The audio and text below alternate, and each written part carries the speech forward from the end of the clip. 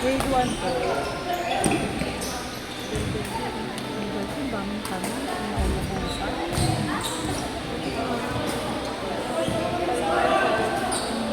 Ay, buko po siya. Ah.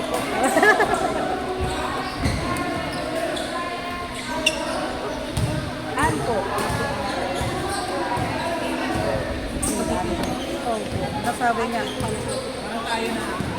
Weh? Ah, sabi ko nga, joke lang naman yun. Sabi ko, chill game lang ako ngayon. Lagi ko sa mga sinasabak sa magagaling eh. Kaya ngayon nga po sabi ko sa mga magpapapag sa beginner. Sabi nga po ni Coach, hindi ko na kasi pwede sa beginner. Kaya nga po kanina chill, hindi na po ako naalis sa pwesto ko. Dolo.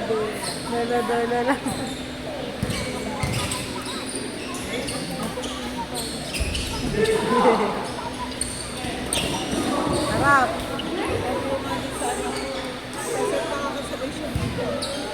Marami kong beginner. Kaya start lang dito kasi dito ako marunong. Talagang badminton, ay volleyball po kasi ako.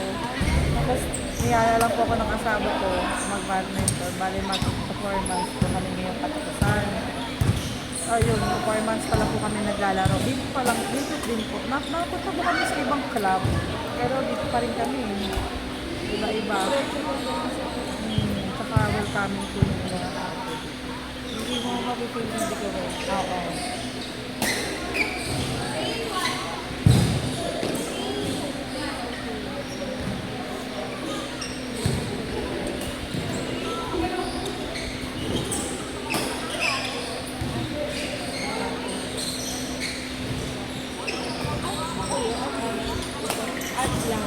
Ah, si ate lang. Ito po si Maki. Si ate Ana po. Ana.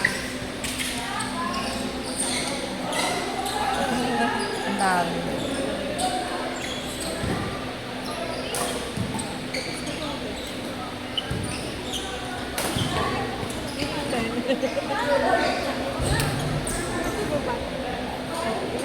Ano po, 19.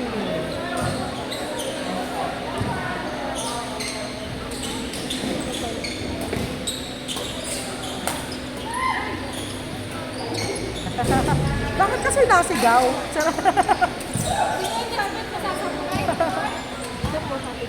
Opo, kabilang street lang din. So, hindi ko siya marunong. Tapos naglalaro-laro lang po kami sa kalsada, sa street namin. Ito ba sa queuing? Dito po, sa gitna po. Diretso po.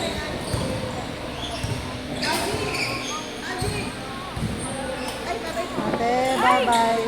Hindi naman Ulit, nakahanap. tas 20. Wow! Diretso mo na yan. Napakasakit na ng braso ko. Nagpa-chill game lang po talaga kasi ako. Kasi po si Coach, sinasabak na ako sa mga... Yan nga po.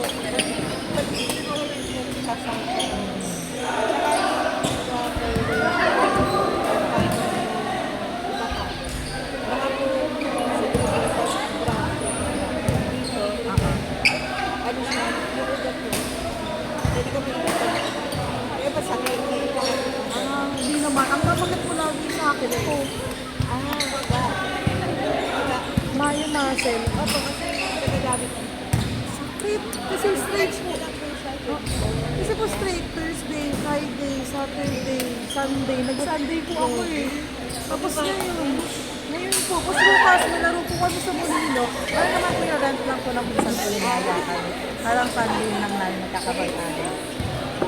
Kailangan ko rin po kasi kasi goal po namin, pumayat po ako, tapos tapusin ko po yung inject ko kasi nag-bleeding po. Inject ko po for every 3 months. Opo, kasi nag-bleeding po ako po parang sa cancer na. Pero na-reverse naman. Pa cancer. Biopsy po sa akin, parang pa cancer na yung result ng biopsy ko. So nagpa-biopsy po ulit. Okay, wait lang. Sige.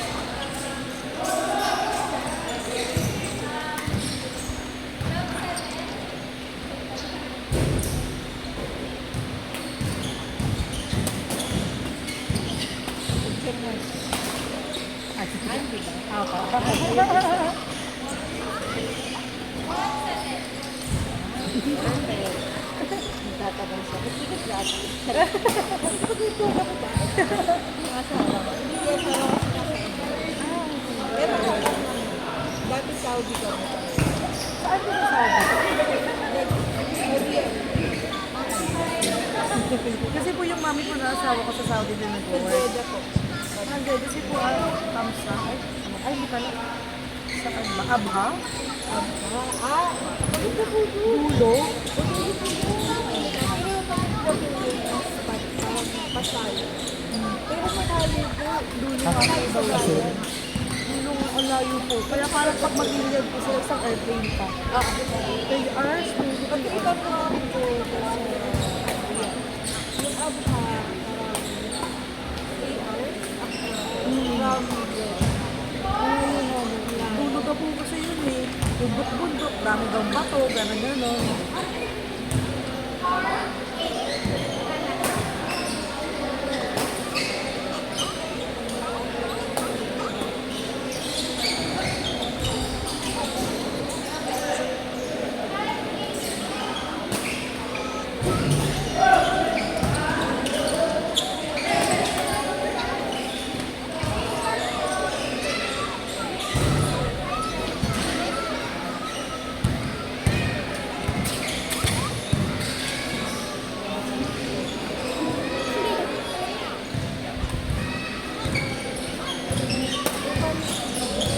Opo, dalawang dugo, kwento po yun.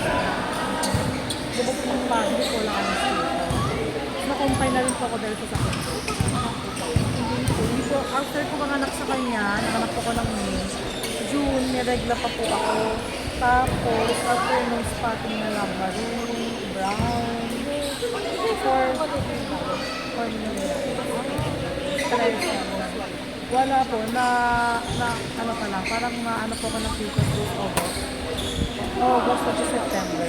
Ay, August nga kasi September na kumpay na po. September, parang ilang buwan na ba ako? 3 buwan, heavy bleeding lang ako ng mga. Alam mo po yung dugo na ganun kalaki. Ito, dire-diretso. Tapos, delikado nga po, tapos, hormonal. Tapos yun, hormonal. Kaya tapos after po nun, ay nakampay po ako. 1 week, 5 days, mga ganun po. Tapos, biopsy ako doon. So, Pilinis na po daw.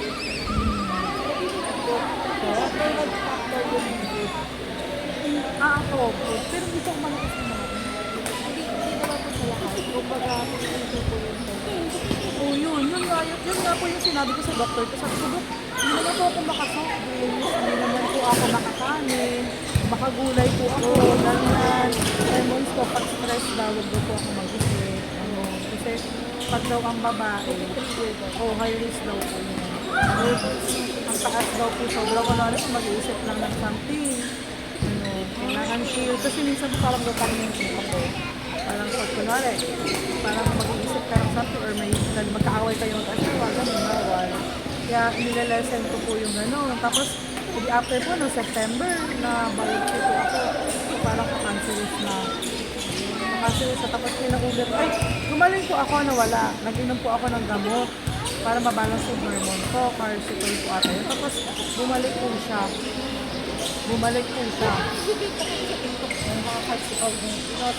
Maya inositol, gano'n. Tapos, bumalik po siya. Pumunta na po ako sa talagang specialist ng doktor sa may binondo. Nakita po niya. Nagpa-sedating na po. Talagang ganun, hormone lang. Wala po akong picos, bukol.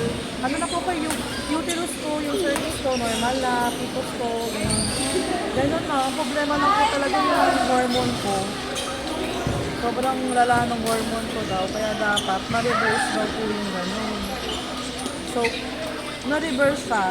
Pwede na daw po akong magbuntis ngayon, pero inunok ko muna na magpagamot ako. Parang sabi ko, sige Dok, pagaling muna ako 1 year bago ko muna ako magbuntis. Baka pa naman po ako. Kaya nga po sabi ko po, parang opo, sabi ko nga sa health, pwede ka na magbuntis, kaya kasi na-reverse na. Sabi ko, Sabi ko, saka na Dok, magaling muna ako kahit 1 year. 1 year po kasi inject ko ngayon.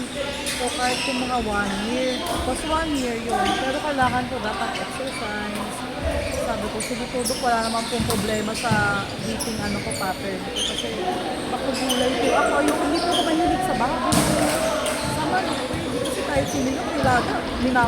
Sinigang nilaga, paano po yung sinabi ko mahilig sa balat? Hindi po ako mahilig talaga. Parang ako nauuta. Ano, siguro more on gulay. Oo, more on gulay po. Hindi po ako, hindi po ako pinayagan eh. Parang hindi po ako pinayagan ng doktor. Mag-try ko mo yung ano,